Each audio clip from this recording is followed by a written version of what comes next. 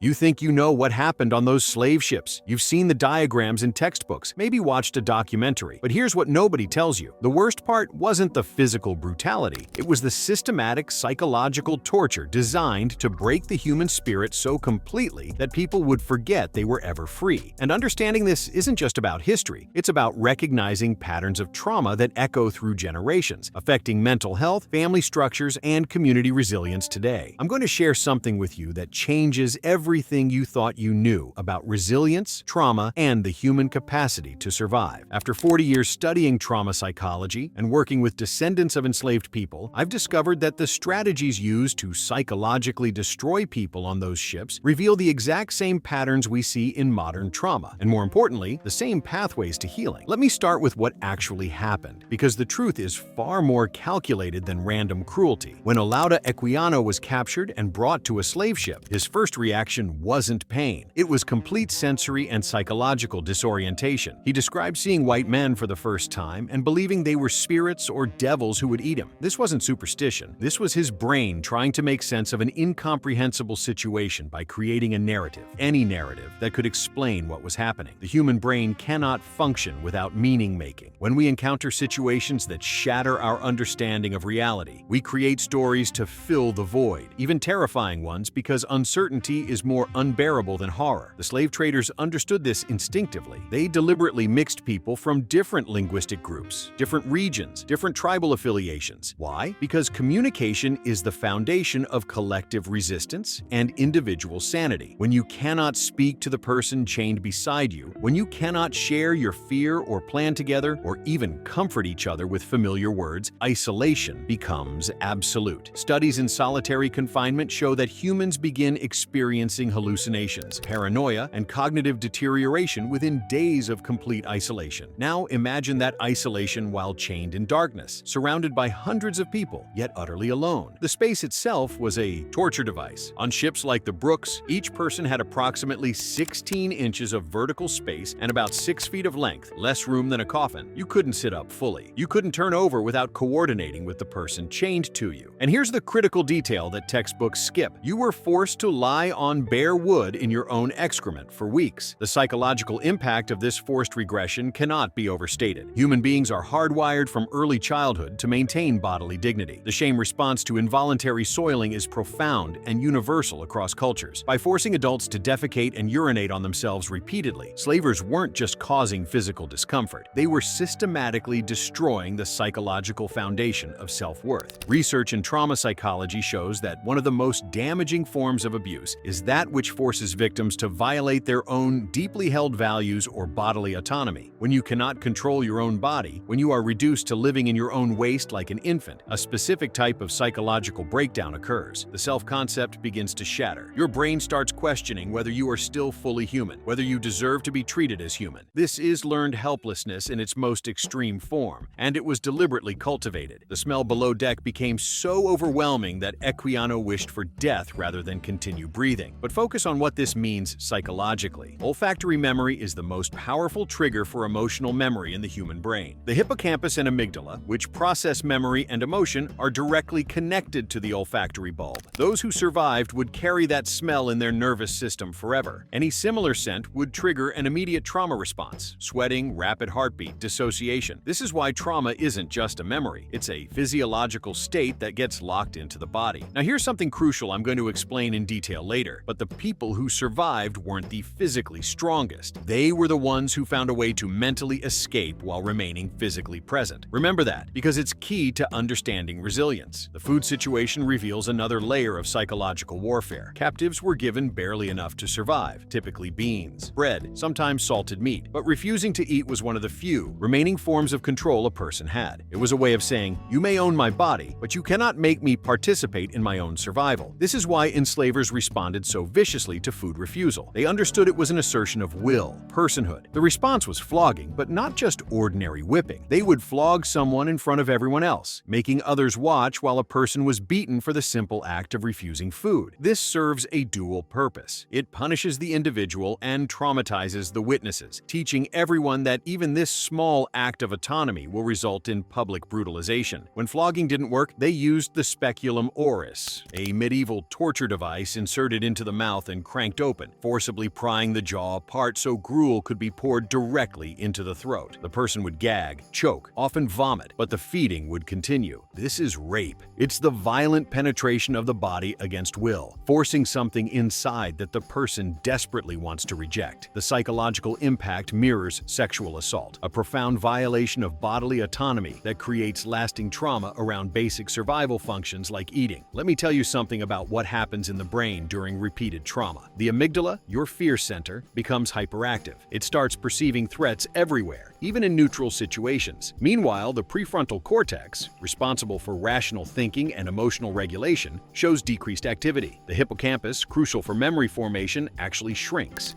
This means trauma doesn't just hurt emotionally, it physically changes brain structure. The captives who survived 6 to 8 weeks in those conditions emerged with brains that had been fundamentally altered by sustained terror, powerlessness, and physical degradation. But here's what the historical accounts reveal that most people miss. Not everyone responded the same way. Some people attempted suicide by jumping overboard, by refusing food until death, by trying to poison themselves. Others planned insurrections despite impossible odds. Still others found ways to dissociate, to mentally transport themselves somewhere else while their bodies endured. And a small number formed fierce attachments to each other despite the language barriers, finding ways to communicate through touch, through eye contact, through shared suffering. These different responses aren't random. They're predicted by something called attachment theory and previous trauma exposure. People who had secure attachments in childhood, who had experienced some adversity but not overwhelming trauma before, often maintained more psychological flexibility. They could switch between survival strategies: fight when possible, flight when available, freeze when necessary, but also connect with others when opportunities arose. Those who had experienced severe trauma before capture often moved straight into freeze or dissociate responses. Their nervous systems already trained that fighting or fleeing was futile. The mortality rate on these voyages reached 15%, sometimes higher. That's 1 in 7 people dying during the crossing. But here's what that statistic conceals. Most deaths weren't from violence or accidents. They were from diseases that thrive in conditions of extreme stress, malnutrition, and overcrowding. Dysentery, smallpox, measles, scurvy. The immune system is directly suppressed by chronic stress. When cortisol remains elevated for weeks, your body literally cannot fight off infections effectively. The people who died from disease weren't weak. They were experiencing a physiological shutdown caused by a nervous system in constant panic. John Newton, a slave ship captain who later became an abolitionist, kept detailed journals. He described the deck as resembling a slaughterhouse from all the blood and mucus produced by flux. Severe dysentery. People would be lying in this, unable to move away from it, breathing air so thick with disease that Newton himself feared going below deck. He noted that the crew often became sick too, but they had the option to stay topside, to breathe fresh air, to sleep in hammocks rather than lying in filth. That difference, having choices, however small, made survival more likely. The captives had no choices. Choice itself was the luxury they were systematically denied. And this brings me to something I need you to understand about trauma, because this is where the historical horror connects to modern psychology. Trauma isn't primarily about what happens to you.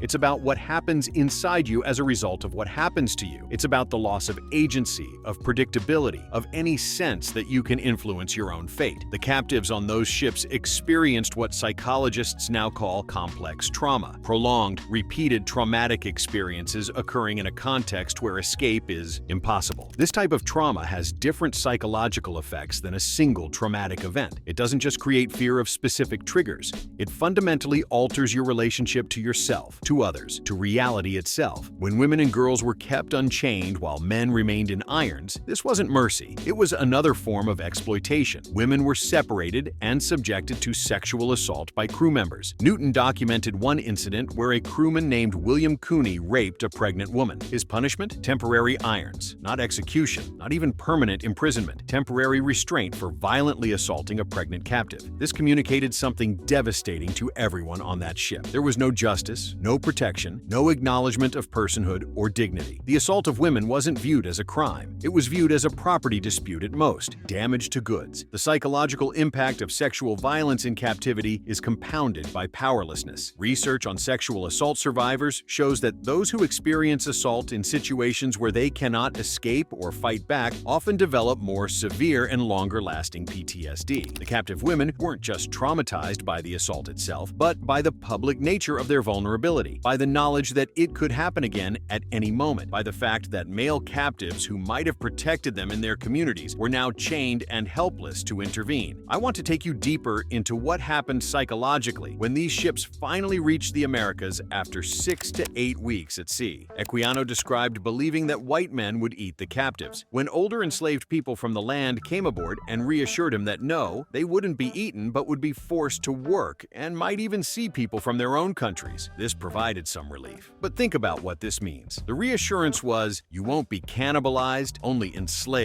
The bar for good news had become so catastrophically low that not being eaten alive constituted comfort. This is a crucial psychological mechanism in extreme trauma, the constant recalibration of what's bearable. After weeks of absolute horror, anything slightly less horrible feels like improvement. This is how humans adapt to unbearable circumstances, by gradually shifting the baseline of what's acceptable, what's survivable. It's a protective mechanism that allows people to continue functioning, but it comes at a cost. The old standards of dignity, of what should be tolerable, erode. This erosion is necessary for survival in the moment, but creates lasting damage to a person's ability to recognize when they're being harmed or to advocate for better treatment. Upon arrival, captives were penned in merchant yards like livestock, mixed together regardless of age or gender. They had survived the Middle Passage only to face another trauma, being purchased, examined like animals, separated from anyone they'd formed bonds with during the voyage. The psychological impact of this continued dehumanization cannot be overstated. Every new indignity reinforced the message: you are not a person, you are a thing. And the cruelest aspect? The human brain is remarkably susceptible to internalizing messages it receives consistently, especially under conditions of powerlessness. Now let me tell you what I promised earlier about who survived and why.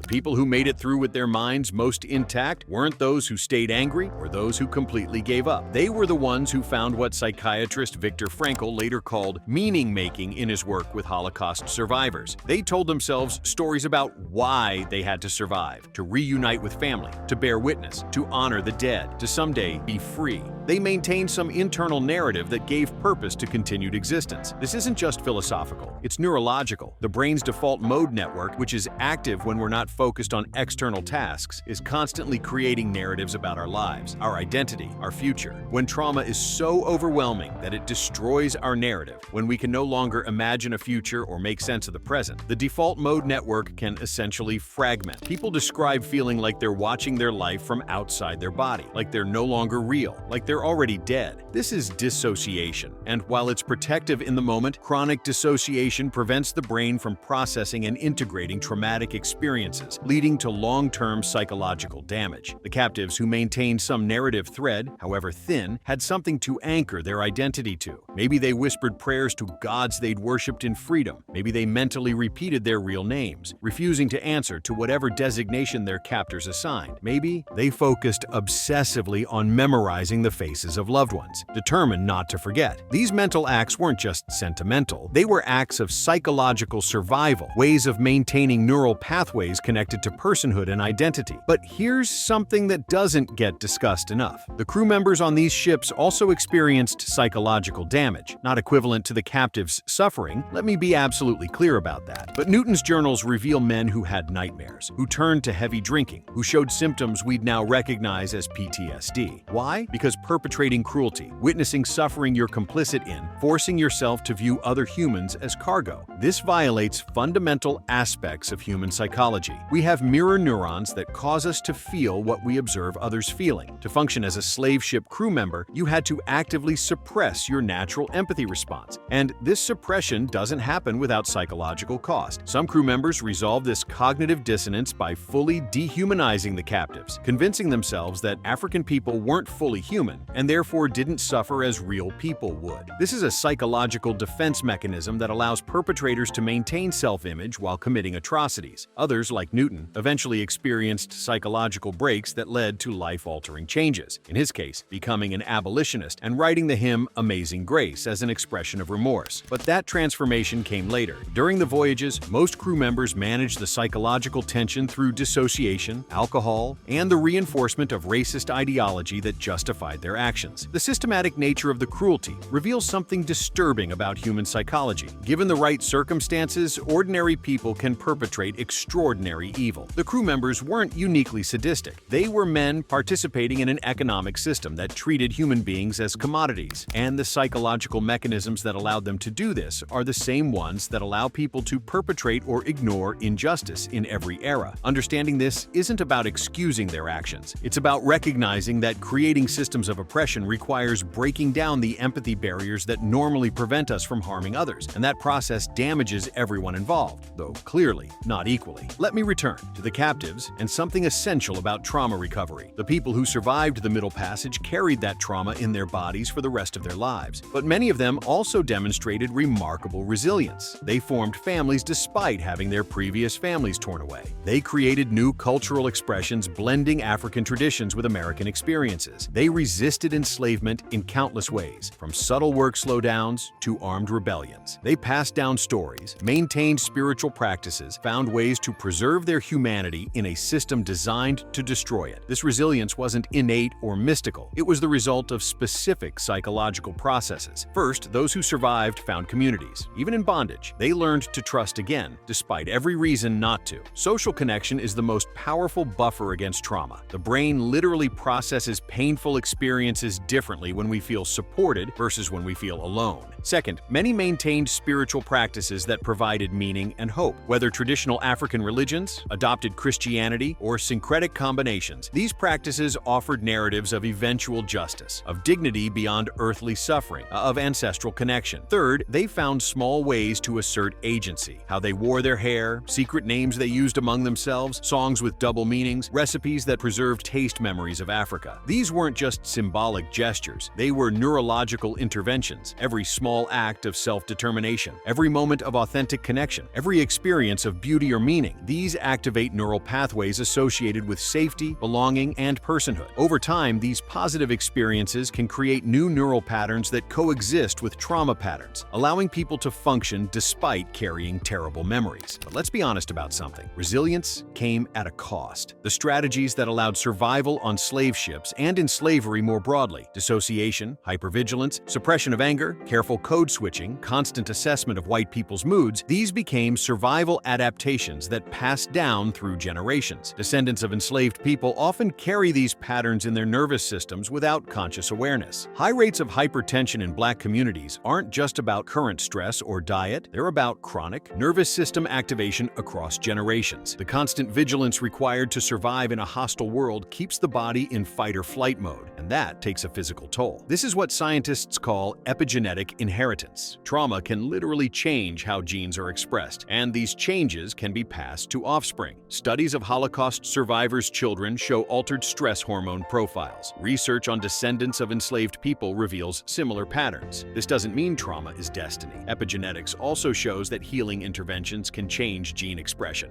But it means the Middle Passage didn't end when the ships docked. Its effects rippled forward through time, through bodies, through communities. Let me tell you about something specific that happened on the ship Loyal George in 1727. Captain Timothy Tucker was attempting to force-feed a captive who had refused food for days. The man was starving, skeletal, but still refused. Tucker had him flogged repeatedly. After each lashing, Tucker asked if he would eat. The captive, in his own language, repeatedly said "Adoma," which meant "so be it," or essentially, do what you will. He was choosing death over compliance. He was asserting that his will, his personhood, mattered more than his survival. Think about the psychological state required to make that choice. Think about what it means to value dignity over breath itself. This wasn't an isolated incident. Newton recorded multiple cases of people who chose death. Some managed to jump overboard despite the netting installed specifically to prevent this. Others found ways to poison themselves. Still others simply stopped eating, stopped drinking, stopped fighting infections, and allowed their bodies to shut down.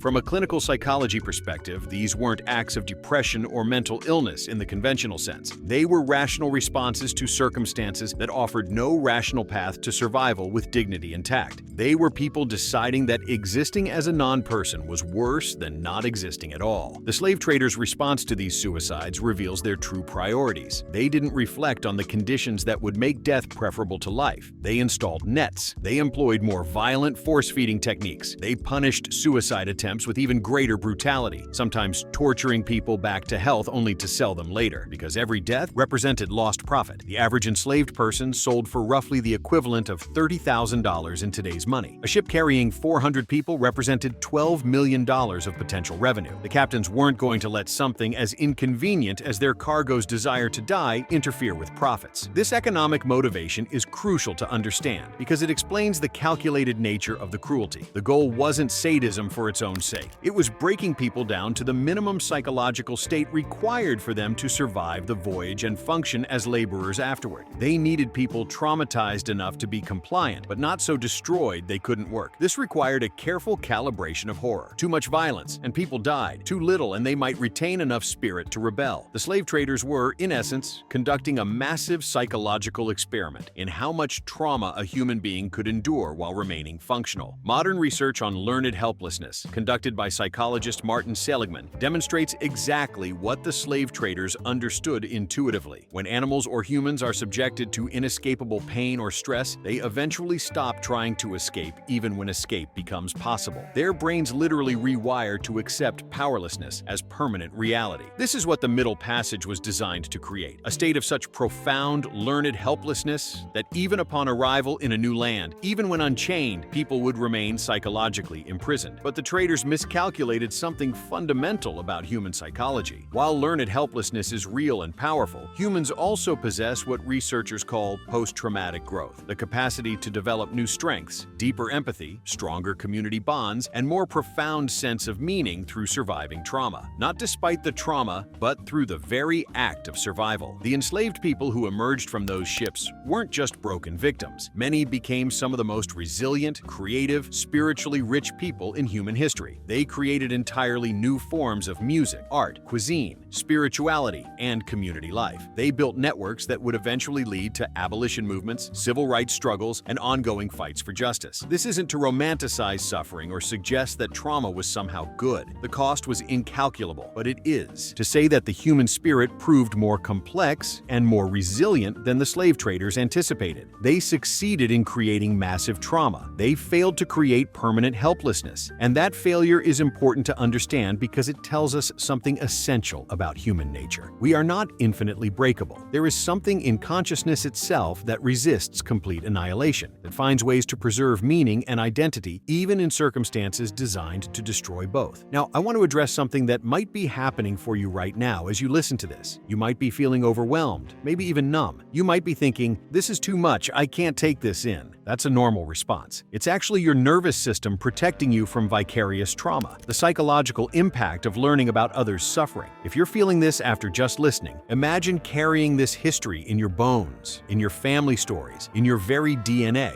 This is the reality for descendants of enslaved people. The history isn't abstract or distant, it's visceral and present. And if you're feeling guilt or defensiveness, particularly if you're white, that's also normal. But guilt isn't useful here. What's useful is understanding. What's useful is recognizing that these aren't just historical facts, but ongoing realities that shape contemporary life. The wealth gap between white and black Americans, the disparities in health outcomes, the differences in educational opportunities, these aren't coincidences or the result of cultural differences. They're the direct, predictable consequences of centuries of systematic oppression that began on those ships. Research in public health has identified something called weathering, the accelerated aging and health deterioration experienced by black Americans due to chronic stress from racism and discrimination. Dr. Arlene Geronimus, who pioneered this research, found that black women in their 20s have the stress hormone profiles of white women in their 50s. Their bodies are aging faster because they're under constant physiological stress. This isn't about individual experiences of discrimination, though those matter. It's about the cumulative burden of living in a society where your ancestors were property, where you're constantly navigating systems designed without your humanity in mind, where you must maintain hypervigilance hypervigilance just to stay safe. This weathering begins in the womb.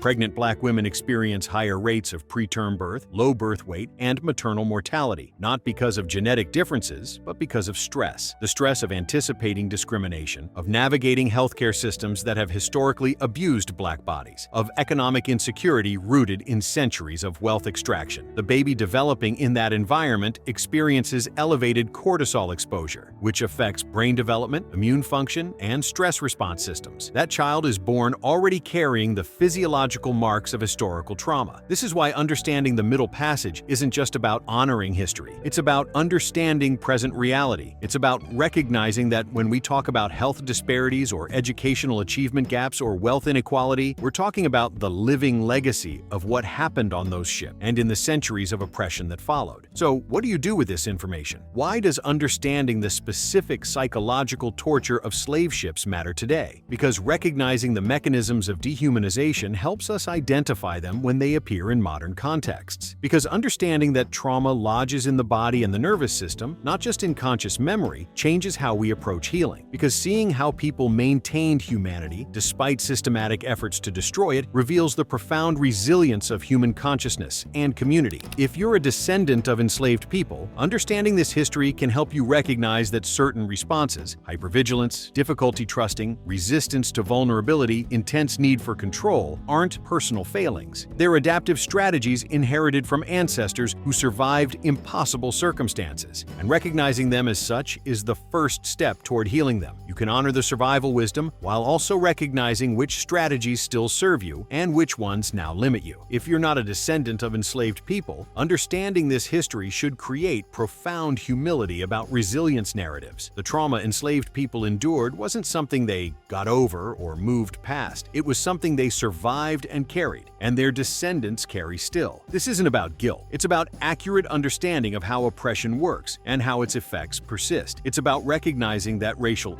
disparities in health, wealth, and opportunity aren't the result of individual choices or cultural deficiencies. They're the predictable outcomes of centuries of systematic dehumanization and its intergenerational effects. Here's my challenge to you. Take one aspect of this history and sit with it, not just intellectually, but somatically. What happens in your body when you imagine being chained in darkness for weeks, unable to move, lying in filth, not knowing if you'll ever see sunlight again? Notice what arises. Maybe tension in your chest, maybe a desire to flee the thought, maybe numbness. This bodily response is your nervous system's way of processing the information. And if you feel this just from imagining it, consider what it means that millions of people lived it, that their bodies carried that experience for decades afterward, that the echoes of those experiences continue through bloodlines and communities. Comment below and tell me, what aspect of this history do you find most difficult to sit with? What surprised you? Where are you located? And how is this history taught or not taught in your community? These aren't rhetorical questions. I want to know because understanding how we receive and process historical trauma is crucial to healing it. The practical applications of this knowledge are profound. If you work in mental health, understanding that trauma survivors often need body-based interventions, not just talk therapy, can transform your practice. Techniques like EMDR, somatic experiencing, neurofeedback, and trauma-sensitive yoga work directly with the nervous system to release trauma patterns stored in the body. Traditional talk therapy can be helpful, but for trauma this profound, you need approaches that access the brainstem and limbic system, not just the prefrontal cortex. If you're in education,